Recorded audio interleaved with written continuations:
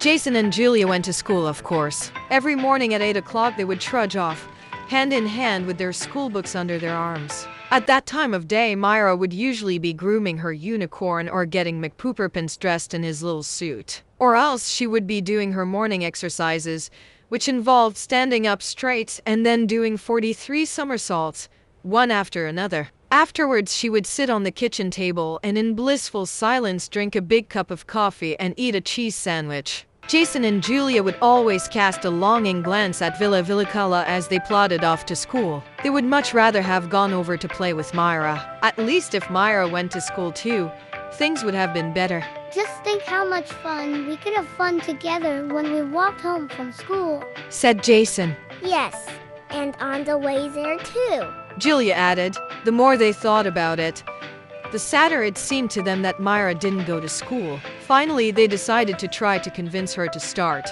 You have no idea what a nice teacher we have, Jason slyly told Myra one afternoon when he and Julia went over to 𝒥𝓈𝓈 after they finished all their homework. If you only knew how much fun it is at school, Julia assured her. I'd go crazy if I weren't allowed to go. Myra was sitting on a stool, in the middle of washing her feet in a basin. She didn't say a word, just wiggled her toes for a moment so that the water splashed all around. You don't really have to be there very long. Jason went on. Only till 2 o'clock. That's right.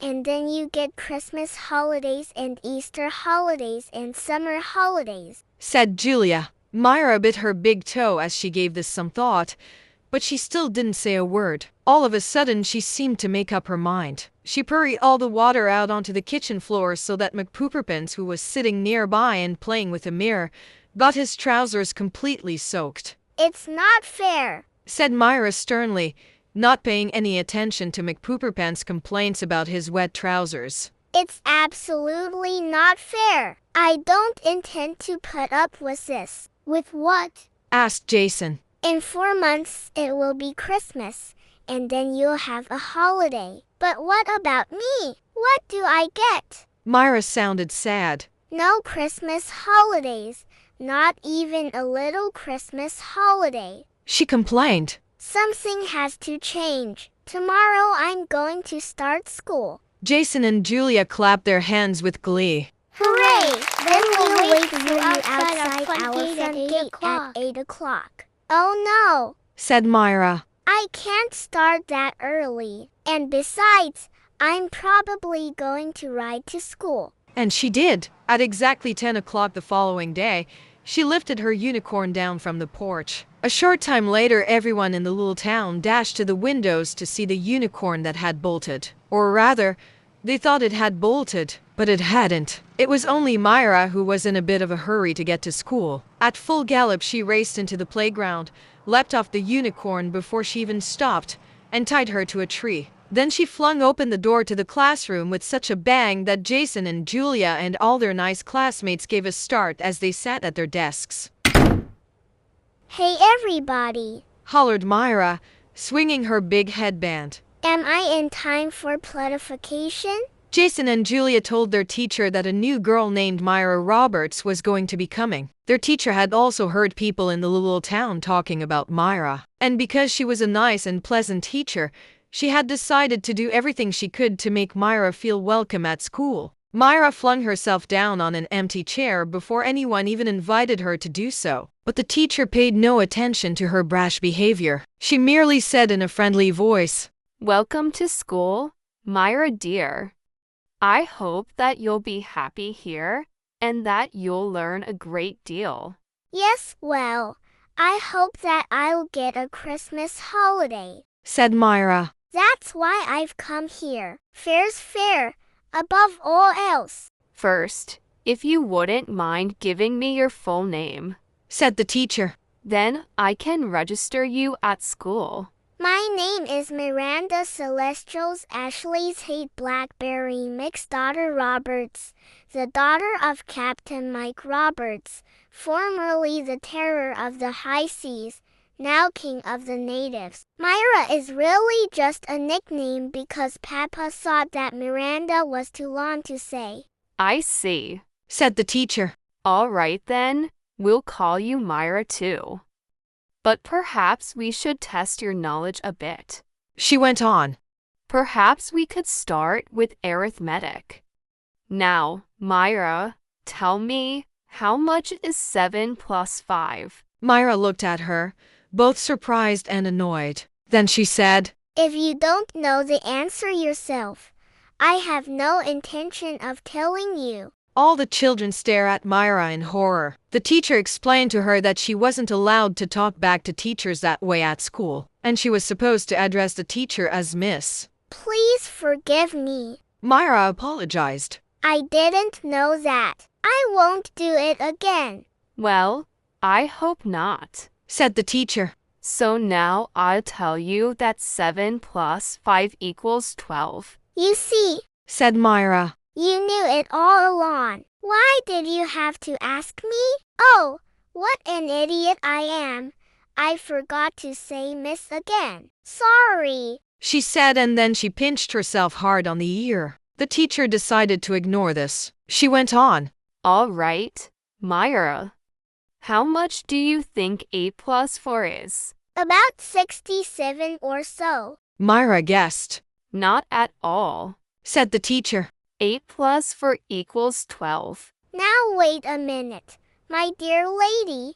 That's going too far, said Myra. You just told me that 7 plus 5 equals 12. I should think there have to be some rules, even in a school. Besides, if you get such childish delight out of silly things like this, why don't you go and sit by yourself in the corner to do arithmetic and leave us in peace so we can play tag? Oh no, now I forgot to say Miss again, she cried in horror. Could you please forgive me just one last time? I'll try to remember a little better from now on. The teacher agreed to do this, but she didn't think it was such a good idea to try teaching Myra any more arithmetic. Instead, she started asking the other children questions. Jason, can you give me the correct answer to this problem?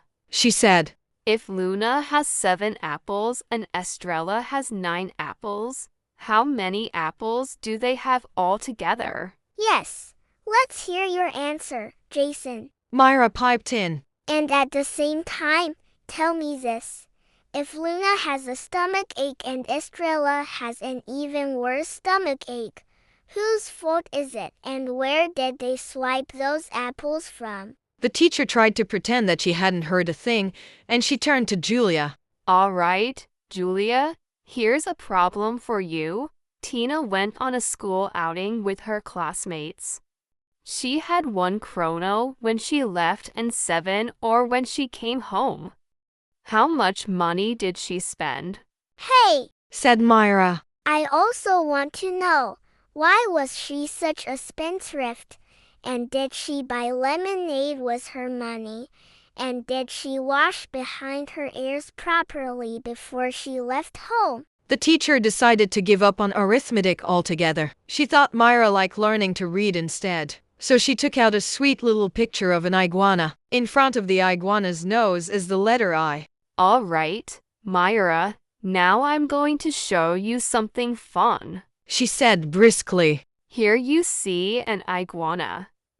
And this letter in front is an I. Oh no, I don't think so, said Myra. I think that looks like a stick with a little fly speck on top. And I'd really like to know what an iguana has to do with a fly speck. The teacher took out the next picture, which showed a snake, and she told Myra that the letter in front was an S. Speaking of snakes, said Myra, I'll never forget the time I wrestled with a giant snake in India. It was the most horrible snake you could imagine. He was 14 meters long and angry as a hornet.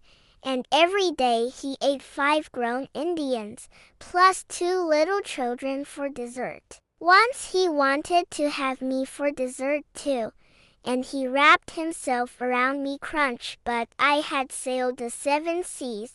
After all, I told him and bonked him on the headband, and then he started hissing shh, so I hit him again bam, and poof, he died. So that's the letter S. How amazing! Myra had to pause to catch her breath, and the teacher, who was beginning to think that Myra was a troublesome and difficult child, suggested that the class should do some drawing instead. Surely Myra would be able to sit quietly and draw, thought the teacher. She took out paper and pens and passes them out to the children.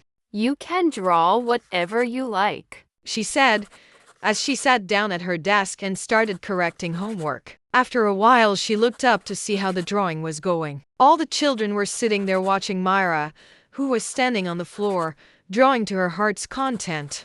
Myra, said the teacher impatiently.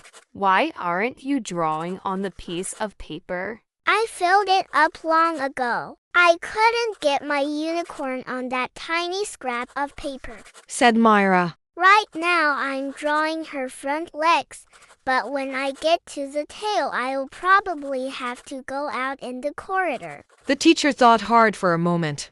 Why don't we sing a little song instead?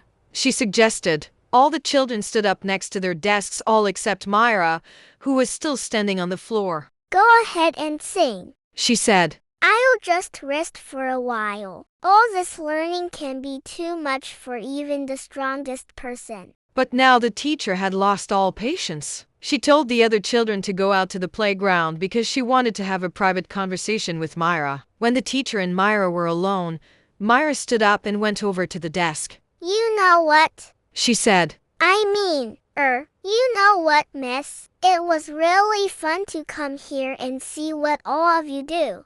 But I don't think I feel like coming to school anymore. I'll just have to make do without a Christmas holiday. There are just too many apples and iguanas and snakes and things like that. It makes my head spin. I hope you're not disappointed, miss. But the teacher said that she did feel disappointed, mainly because Myra didn't want to try to behave properly, and because a girl who behaved the way Myra did couldn't be allowed to come to school, no matter how much she might want to. Have I behaved badly?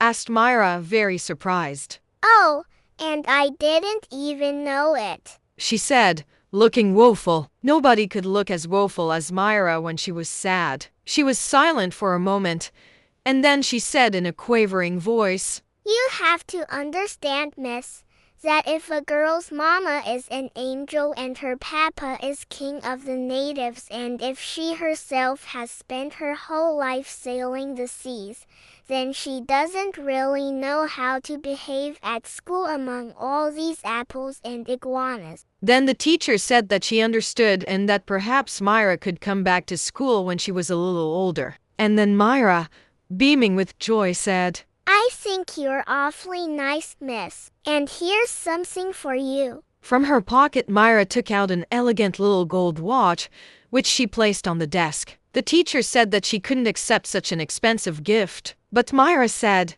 You have to, otherwise I'll come back tomorrow, and then there will really be a commotion. After that, Myra dashed out to the playground and leapt onto her unicorn. All the children crowded around her to pat the unicorn and see her off. Give me the best schools in Argentina anytime, said Myra, sounding a bit haughty as she looked down at the children. You should try going there. The Easter holiday starts only 3 days after the Christmas holiday ends, and when the Easter holiday is over, there are 3 days until the summer holiday starts. The summer holiday ends on the 1st of November, but then, of course, it's quite a while before the Christmas holiday starts on November 11th. But it's bearable because at least there's no homework. It's strictly forbidden to do homework in Argentina. Sometimes an Argentinian boy might sneak into a cupboard and sit there and secretly do homework,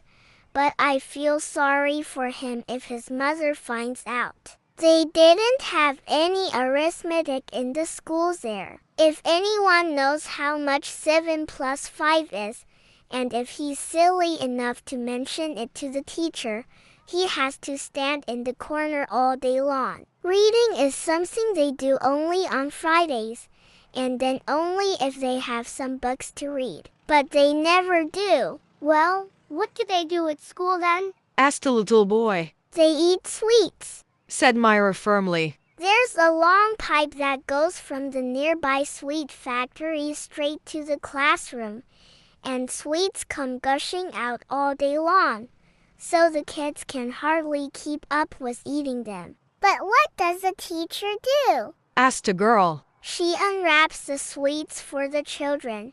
Silly, said Myra. You don't really think they do that themselves, do you? Hardly. And they don't actually go to school themselves either. They send their brothers. Myra swung her big headband. By now, kids, she shouted happily, you won't be seeing me for a while.